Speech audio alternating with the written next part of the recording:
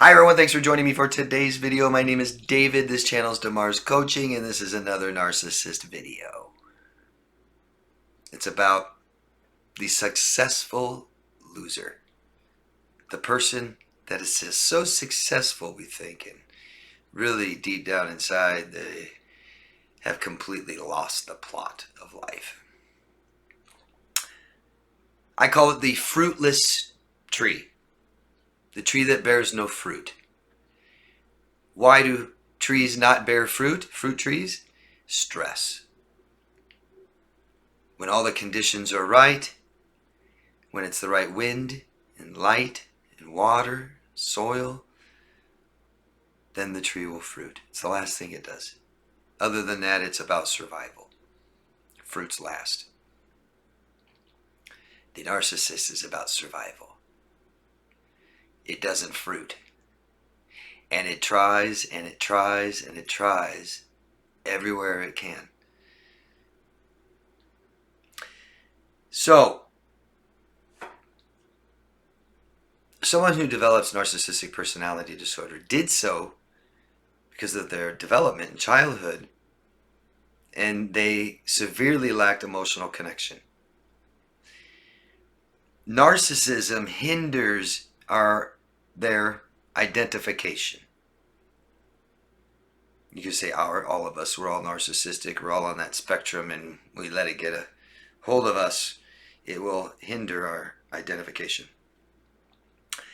And so I've talked about this before, and I think this example really explains this.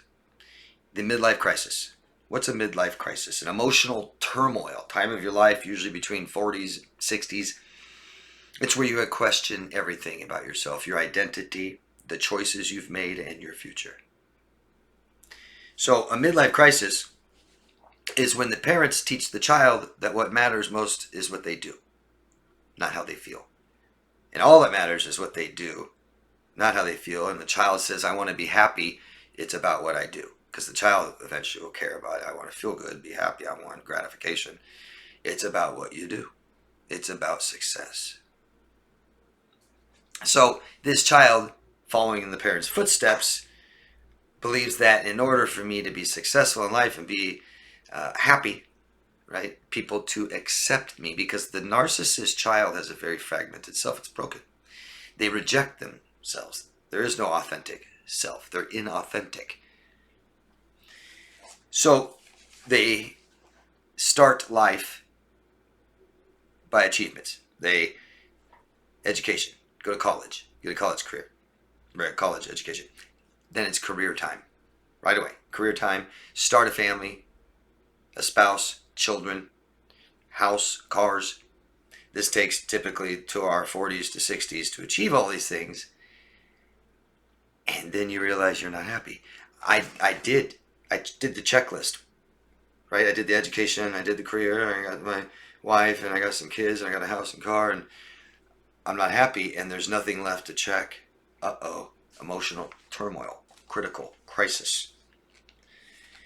The self-made millionaire tends to have difficulty with emotions and relationships. It's common with self-made millionaires.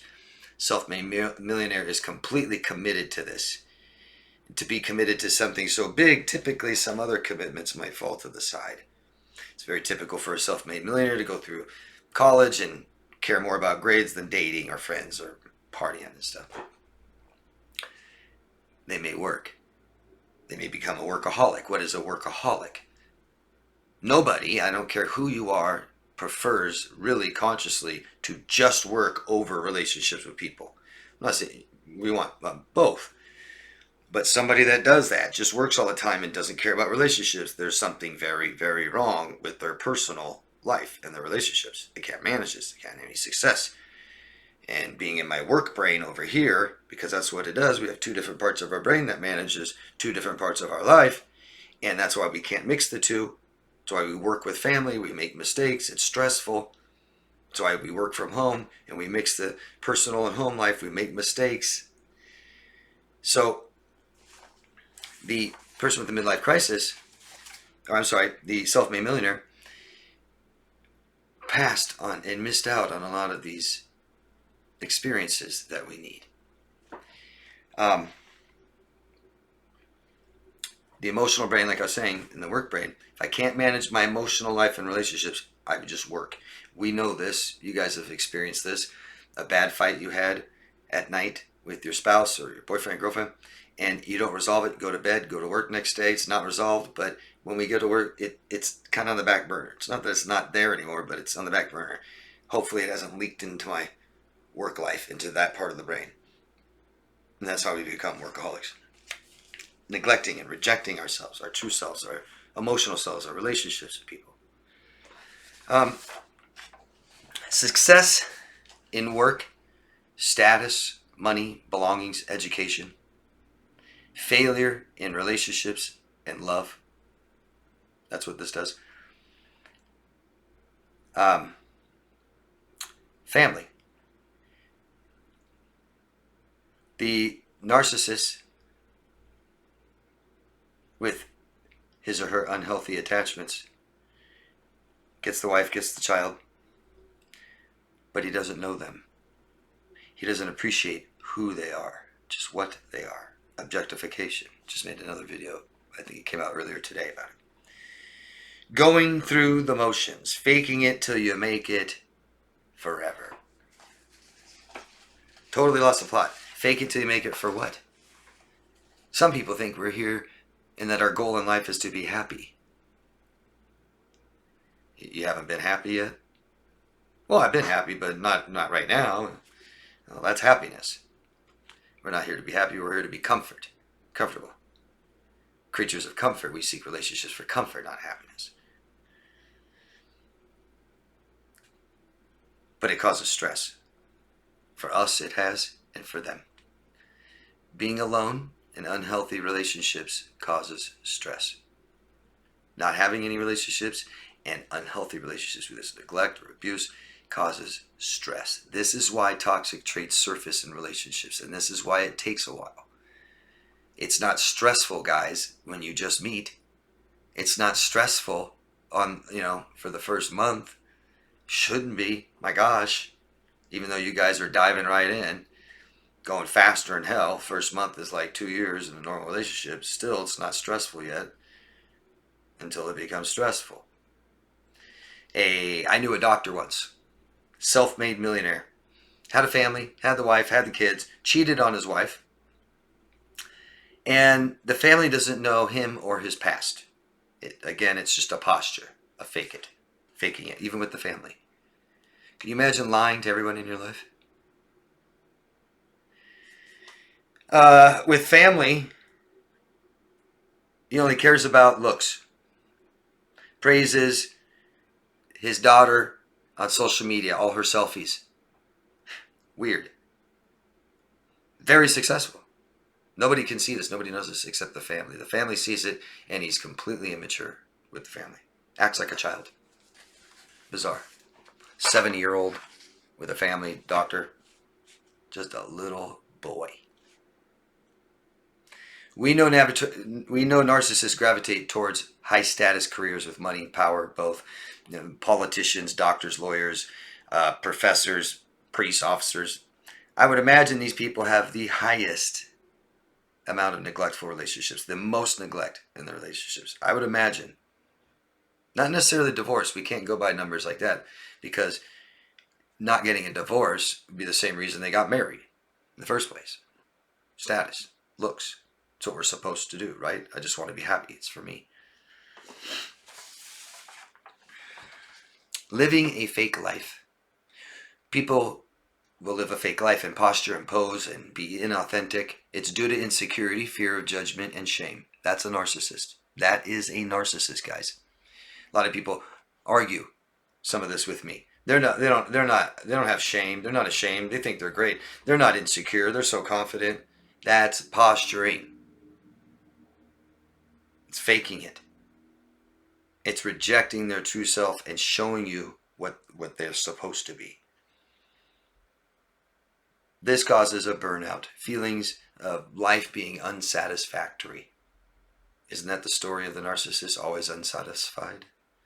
And guess whose fault that is? It's yours. You're to blame. They'll blame you. They never feel like they're accepted. Might have something to do with their childhood. Biggest regret ever. These are the biggest regrets ever. Self-deception, living a lie, is somewhat normal. Somewhat. We all kind of do that. It's ways that we deal with stress and stuff. Sometimes the truth hurts so bad we ignore it. We don't want to face it. But this is ways that we cope with fear and worry, anxiety. But reality checks in, doesn't it? We've all had cognitive dissonance. And we thought reality was right here. And we lied to ourselves and lied to ourselves and lied to ourselves. And then one day there's reality. Smack! You guys experience that? Oh my God, I didn't know it was like this. How did I not know? Yeah, you did. The first sign of it, you lied to yourself. You deceived yourself. Breakdown. Crisis. Imagine your whole life is a lie. And you don't realize it till the end. Regret. Regret, regret, regret, regret. I've said this before, and I've lost quite a few people in my life. Last person to talk to them. And I just never hear anybody regret things that they've done. It's what they haven't done. Experiences they never had. There's no fruit in this kind of life. And if you guys are living a life like this with someone else, stop it. Stop. Time's ticking. Tick, tick, tick, tick. We don't wait for things, especially things that'll never happen. Take control. Step outside, step away, and get help, okay? Feel free to ask me any questions you want about this, and I'd love to hear what you guys think about all of this. What do you think? You know, some of you may not understand the impact as much. Some of us, a lot of us, never have had very meaningful relationships ourselves. We want it, we value it, we seek it, we try, we don't know how, and we keep failing too. And we might have lost ourselves along the way. And so we may not really appreciate life right now, and people and relationships, and what is so important to us. What's important to you guys? What are you grateful for? What are you here for? What's your meaning and your purpose? Hopefully it's not to look good. Thanks. Let me know what you guys think. Please, thumbs up if you like the video. Subscribe if you haven't already. Share the video with someone else. I'm at daviddemars.com if you want coaching. Thanks. And love yourself first.